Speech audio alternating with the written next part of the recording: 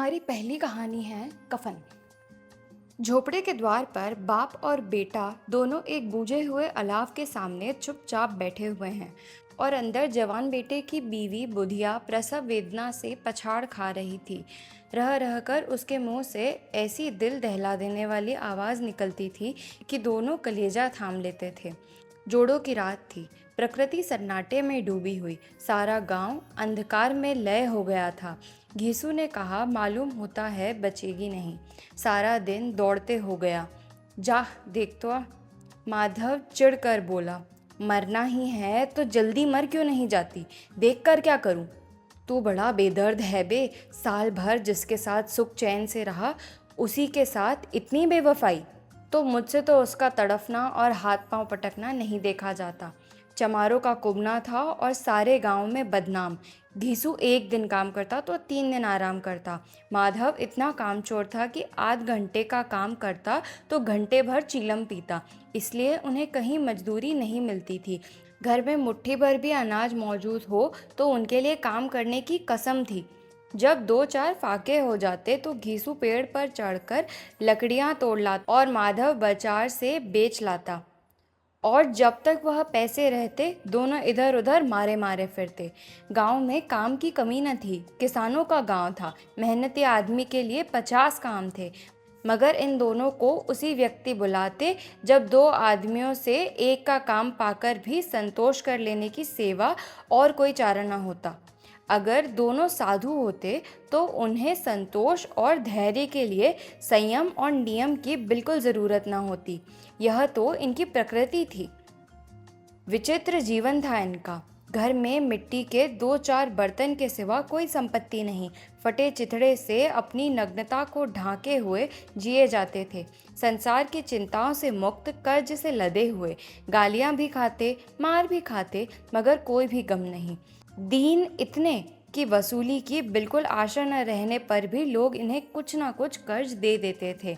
मटर, आलू की फसल में दूसरों के खेतों में मटर या आलू उखाड़ लाते और भुन भान कर खा लेते, या 10-5 ऊख उखाड़ लाते और रात को चूसते। घीसू ने इसी आकाश वृत्त से 8 साल की उम्र काट दी और माधव भी सपूते बेटे की तरह बाप ही के पद चिन्हों पर चल रहा था, बल्कि उसका नाम और भी उजागर कर रहा था। इस वक्त भी दोनों अलाव के सामने बैठकर आलू भून रहे थे, जो कि किसी खेत से खोद लाए थे। घीसू की स्त्री का तो बहुत दिन हो गए देहांत हो गया था। माधव का ब्याह पिछले साल हुआ था। जब से यह औरत आई थी उसने इस खानदान में व्यवस्था की नींव डाली थी और इन दोनों बेगैरतों का दोखाज भरती रहती थी। जब से वह आई यह दोनों और भी आराम तलब हो गए थे, बल्कि कुछ अकड़ने भी लगते थे। कोई कार्य करने को बुलाता तो निब्याज भाव से दुगनी मजदूरी मांगते। वही औरत आज प्रसव वेदना से मर रही थी और यह दोनों शायद इसी इंतज़ार में थे कि वह मर जाए तो आराम से सोएं। घीसू ने आलू छीलते हुए कहा, जाकर देख लो क्या दशा है उसकी। चुड़ैल का फिसाद होगा और क्या, यहाँ तो ओझा भी 1 रुपया मांगता है। माधव को भय था कि वह कोठरी में गया तो घीसू आलू का एक बड़ा भाग साफ कर देगा। बोला, मुझे वहाँ जाते डर लगता है। डर किस बात का है, मैं तो यहाँ हूँ ही। तो तुम ही जाकर देख लो ना। मेरी औरत जब मरी थी तो मैं 3 दिन तक उसके पास से हिला तक नहीं, और फिर मुझसे लजाएगी कि नहीं? जिसका कभी मुंह नहीं देखा, आज उसका उगड़ा हुआ बदन देखूं? उसे तन की सुध भी न होगी। मुझे देख लेगी तो खुलकर हाथ पांव भी न पटक सकेगी। मैं सोचता हूँ कोई बाल बच्चा हुआ तो क्या होगा। सौंठ, गुड़, तेल कुछ भी तो नहीं है हमारे घर में। सब कुछ आ जाएगा, भगवान दे तो। जो लोग अभी 1 पैसा नहीं दे रहे हैं वे कल बुला बुला कर रुपए देंगे। मेरे 9 लड़के हुए, घर में कुछ भी न था, मगर भगवान ने किसी न किसी तरह बेड़ा पार ही लगाया। जिस समाज में रात दिन मेहनत करने वालों की हालत उनकी हालत से कुछ अच्छी न थी, और किसानों के मुकाबले में वे लोग जो किसान की दुर्बलता से लाभ उठाना जानते थे कहीं ज़्यादा संपन्न थे, वहाँ इस तरह की मनोवृत्ति का पैदा हो जाना कोई अचरज की बात न थी। हम तो कहेंगे घीसू किसानों से कहीं ज़्यादा विचारवान था। और किसानों के विचार शून्य समूह में शामिल होने के बदले बैठकबाजों की कुत्सित मंडली में जा मिलता था। हाँ, उसमें यह शक्ति न थी कि बैठकबाजों के नियम और नीति का पालन करता, इसलिए जहाँ उसकी मंडली के और लोग गांव के सरगना और मुखिया बने हुए थे, उस पर सारा गांव उंगली उठाता था। फिर भी उसे यह तस्कीन तो थी ही कि अगर वह फटेहाल है तो कम से कम उसे किसानों की सी जोड़ मेहनत तो नहीं करनी पड़ती, और उसकी सरलता और निहिरता से दूसरे लोग बेजा फ़ायदा तो नहीं उठाते। दोनों आलू निकाल निकाल कर जलते जलते खाने लगे। कल से कुछ नहीं खाया था, इतना सब्र न था कि उन्हें ठंडा हो जाने दे। कई बार दोनों की जुबानें जल गईं। छिल जाने पर आलू का बाहरी हिस्सा बहुत ज़्यादा गर्म न मालूम होता, लेकिन दांतों के तले पकड़ते ही अंदर का हिस्सा जबान, हलक और तालू जला देता था। और उस अंगारे को मुंह में रखने से ज़्यादा खैरियत इसी में थी कि वह अंदर पहुंच जाए। वहां उसे ठंडा करने के लिए काफ़ी सामान थे, इसलिए दोनों जल्द जल्द निगल जाते। हालांकि इस कोशिश में उनकी आंखों से आंसू निकल आते। घीसू को उस वक्त ठाकुर की बारात याद आई, जिसमें 20 साल पहले वह गया था। उस दावत में उसे जो तृप्ति मिली थी, वह उसके जीवन में एक याद करने लायक बात थी, और आज भी उसकी याद ताज़ी है। बोला, वह भोज नहीं भूलता। तब से फिर उस तरह का खाना और भरपेट नहीं मिला। लड़की वालों ने सबको भरपेट पूड़ियाँ खिलाई थी।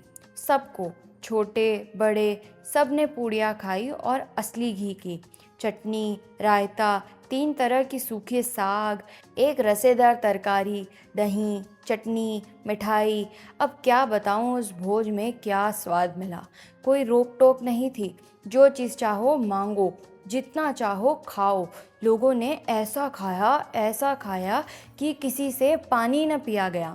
मगर परोसने वाले हैं कि पत्तल में गर्म गर्म गोल सुवासित कचौड़ियाँ डाल देते हैं। मना करते हैं कि नहीं चाहिए, पत्तल पर हाथ से रोके हुए हैं, मगर वह है कि दिए जाते हैं।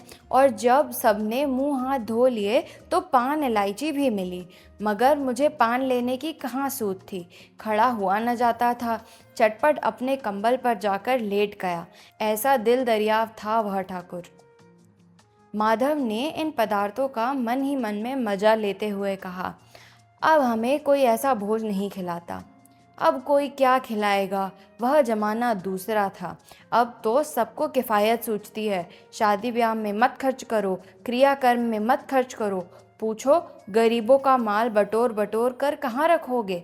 बटोरने में तो कमी नहीं है, हाँ खर्च में किफ़ायती सूझती है।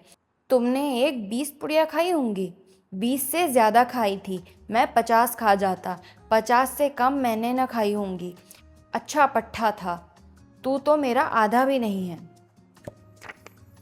आलू खाकर दोनों ने पानी पिया, और वहीं अलाव के सामने अपनी धोतियां ओढ़कर पांव पेट में डाले सो रहे, जैसे 2 बड़े बड़े अजगर गेंडुलिया मारे पड़े हों। और बुधिया अभी तक कहार रही थी। सवेरे माधव ने कोठरी में जाकर देखा तो उसकी स्त्री ठंडी हो गई थी। उसके मुंह पर मक्खियां भिनक रही थी, पथराई हुई आंखें ऊपर टंगी हुई थी, सारी देह धूल से लथपथ हो रही थी। उसके पेट में बच्चा मर गया था। माधव भागा हुआ गीसू के पास आया, फिर दोनों जोर जोर से हाय हाय करने और छाती पीटने लगे। पड़ोस वालों ने यह रोना धोना सुना तो दौड़े हुए आए और पुरानी मर्यादा के अनुसार इन अभावों को समझाने लगे, मगर ज़्यादा रोने पीटने का अवसर न था। कफन की और लकड़ी की फिक्र करनी थी। घर में तो पैसा इस तरह गायब था जैसे चील के घोंसले में मांस। बाप बेटे रोते हुए गांव के जमींदार के पास गए। वह इन दोनों की सूरत से नफरत करते थे। कई बार इन्हें अपने हाथों से पीट चुके थे, चोरी करने के लिए, वादे पर काम पर न आने के लिए। पूछा, क्या है बे घिसुआ, रोता क्यों है? अब तो तू कहीं दिखलाई भी नहीं देता, मालूम होता है इस गांव में रहना नहीं चाहता। घीसू ने ज़मीन पर सिर रखकर आंखों में आंसू भरे हुए कहा, सरकार बड़ी विपत्ति में हूँ। माधव की घरवाली गुजर गई, रात भर तड़पती रही सरकार। हम दोनों उसके सिरहाने बैठे रहे, दवा दारू जो कुछ हो सका सब कुछ किया, मुदा वह हमें दगा दी गई। अब कोई एक रोटी देने वाला भी न रहा मालिक, तबाह हो गए, घर उजड़ गया। आपका गुलाम हूँ, अब आपके सिवा कौन उसकी मिट्टी पार लगाएगा। हमारे हाथ में जो कुछ था वह सब तो दवा दारू में उठ गया। सरकार की ही दया होगी तो उसकी मिट्टी उठेगी, आपके सिवा किसके द्वार पर जाऊं। जमींदार साहब दयालु थे, मगर घीसू पर दया करना काले कंबल पर रंग चढ़ाना था। जी मैं तो आया, कह दे, चल दूर हो यहाँ से। यूँ तो बुलाने से भी नहीं आता, आज जब गरज पड़ी है तो आकर खुशामद कर रहा है, हरामखोर कहीं का, बदमाश। लेकिन यह क्रोध या दंड का अवसर न था। जी में कुटते हुए 2 रुपए निकाल कर फेंक दिए, मगर सांत्वना का एक शब्द भी मुंह से न निकला। उसकी तरफ ताका तक नहीं, जैसे सिर का बोझ उतरा हो। जब जमींदार साहब ने 2 रुपए दिए तो गांव के बनिया महाजनों को इनकार का साहस कैसे होता। घीसू जमींदार के नाम ढिंडोरा भी पीटना जानता था। किसी ने 2 आने दिए, किसी ने 4 आने। 1 घंटे में घीसू के पास 5 रुपए की अच्छी रकम जमा हो गई। कहीं से नाज मिल गया, कहीं से लकड़ी, और दोपहर को घीसू और माधव बाजार से कफन लेने चले। इधर लोग बांस वांस काटने लगे। गांव की नर्म दिल स्त्रियां आकर लाश देखती थी और उसकी बेबसी पर 2 बूंद आंसू गिराकर चली जाती थी। बाजार में पहुंचकर घीसू बोला, लकड़ी तो उसे जलाने भर की मिल गई है, क्यों माधव। माधव बोला, हाँ लकड़ी तो बहुत है, अब कफन चाहिए। तो चलो कोई हल्का सा कफन ले ले। हाँ और क्या, लाश उठते उठते रात हो जाएगी, रात को कफन कौन देखता है। कैसा बुरा रिवाज है कि जीते जीते तन ढांकने को चिथड़ा भी ना मिले, उसे मरने पर नया कफन चाहिए। कफन लाश के साथ जल ही तो जाता है, और क्या रखा रहता है। यही 5 रुपए पहले मिलते तो कुछ दवा दारू कर लेते। दोनों एक दूसरे के मन की बात ताड़ रहे थे। बाजार में इधर घूमते रहे, कभी इस बजाज की दुकान पर गए, कभी उसकी दुकान पर। तरह तरह के कपड़े, रेशमी और सूती देखे, मगर कुछ जचा नहीं।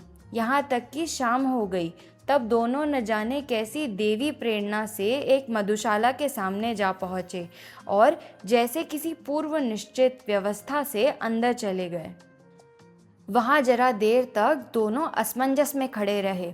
फिर घीसू ने गद्दी के सामने जाकर कहा, साहू जी एक बोतल हमें भी दे देना। उसके बाद कुछ चिखौना आया, तली हुई मछली आई और दोनों बरामदे में बैठकर शांतिपूर्वक पीने लगे।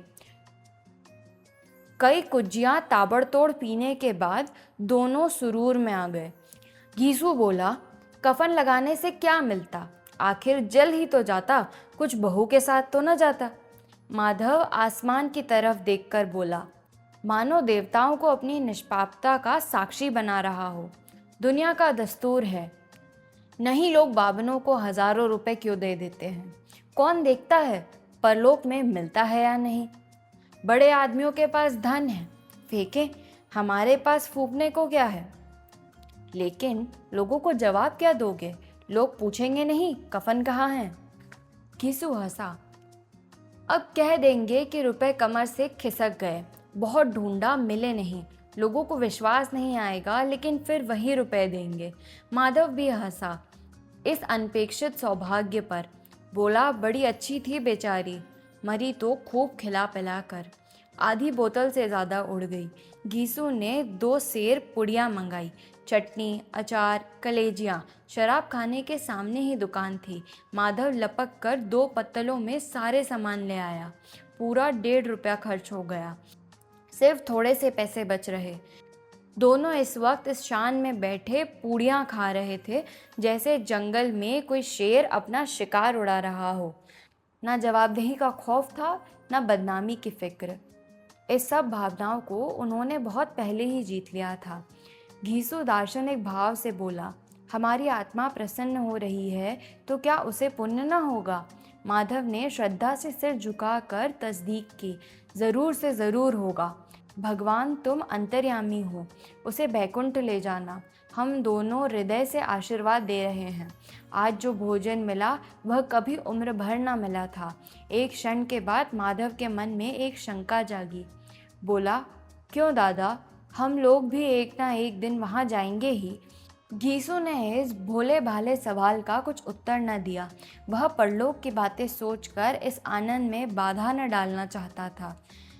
जो वहाँ जाकर लोगों से पूछे कि तुमने हमें कफन क्यों नहीं दिया, तो क्या कहेंगे? कहेंगे तुम्हारा सिर। पूछेगी तो ज़रूर, तू कैसे जानता है कि उसे कफन न मिलेगा? तू मुझे ऐसा गधा समझता है? 60 साल की दुनिया में घास खोदता रहा हूँ, उसको कफन मिलेगा और बहुत अच्छा मिलेगा। माधव को विश्वास न आया। बोला, कौन देगा? रुपए तो तुमने चट कर दिए। वह तो मुझसे पूछेगी, उसकी मांग में तो सिंदूर मैंने डाला था। घीसू गर्म होकर बोला, मैं कहता हूँ उसे कफन मिलेगा, तू मानता क्यों नहीं? कौन देगा बताते क्यों नहीं? वही लोग देंगे जिन्होंने अब की दिया। हाँ, अब के रुपए हमारे हाथ ना आएंगे। ज्यों ज्यों अंधेरा बढ़ता था और सितारों की चमक तेज होती थी, मधुशाला की रौनक भी बढ़ती जाती थी। कोई गाता था, कोई डींग मारता था, कोई अपने संगी के गले लिपट जाता था, कोई अपने दोस्त के मुंह में कुल्हड़ लगाए देता था। वहाँ के वातावरण में सुरूर था, हवा में नशा। कितने तो यहाँ आकर एक चुल्लू में मस्त हो जाते थे। शराब से ज़्यादा यहाँ की हवा उन पर नशा करती थी। जीवन की बाधाएं यहाँ खींच लाती थी और कुछ देर के लिए यह भूल जाते थे कि वे जीते हैं कि मरते हैं, या न जीते हैं न मरते हैं। और यह दोनों बाप बेटे अब भी मज़े ले लेकर चुस्कियाँ ले रहे थे। सबकी निगाहें इनकी ओर जमी हुई थी। दोनों कितने भाग्य के बली हैं। पूरी बोतल बीच में है। भरपेट खाकर माधव ने बची हुई पूड़ियों का पत्तल उठाकर एक भिखारी को दे दिया, जो खड़ा इनकी ओर भूखी आंखों से देख रहा था और देने के गौरव, आनंद और उल्लास का अपने जीवन में पहली बार अनुभव किया। घीसू ने कहा, ले जा, खूब खा और आशीर्वाद दे। जिसकी कमाई है वह तो मर गई, मगर तेरा आशीर्वाद उसे ज़रूर पहुँचेगा। रोए रोए से आशीर्वाद दो। बड़ी गाड़ी कमाई के पैसे हैं। माधव ने फिर आसमान की तरफ देखकर कहा, वह बैकुंठ में जाएगी दादा, बैकुंठ की रानी बनेगी। घीसू खड़ा हो गया और जैसे उल्लास की लहरों में तैरता हुआ बोला, हाँ बेटा, बैकुंठ में जाएगी। किसी को सताया नहीं, किसी को दबाया नहीं। मरते मरते हमारी ज़िंदगी की सबसे बड़ी लालसा पूरी कर गई। वह न बैकुंठ में जाएगी तो क्या ये मोटे मोटे लोग जाएंगे, जो गरीबों को दोनों हाथों से लूटते हैं और अपने पाप को धोने के लिए गंगा में नहाते हैं और मंदिरों में जल चढ़ाते हैं? श्रद्धालुता का यह रंग तुरंत ही बदल गया। अस्थिरता नशे की खासियत है। दुख और निराशा का दौरा हुआ। माधव बोला, मगर दादा, बेचारी ने जिंदगी में बड़ा दुख भोगा, कितना दुख झेल कर मरी। वह आंखों पर हाथ रखकर रोने लगा, चीखें मार मार कर। घीसू ने समझाया, क्यों रोता है बेटा? खुश हो कि वह माया जाल से मुक्त हो गई, जंजाल से छूट गई। बड़ी भाग्यवान थी जो इतनी जल्द माया मोह के बंधन तोड़ दिए। और दोनों खड़े होकर गाने लगे, ठगीनी क्यों नैना झमकावे ठगीनी। पियक्कड़ों की आंखें इनकी ओर लगी हुई थी। यह दोनों अपने दिल में मस्त गाए जाते थे। फिर दोनों नाचने लगे, उछले भी, कूदे भी, गिरे भी, मटके भी, भाव भी बताए, अभिनय भी किए और आखिर नशे से मदमस्त होकर फिर वहीं गिर पड़े।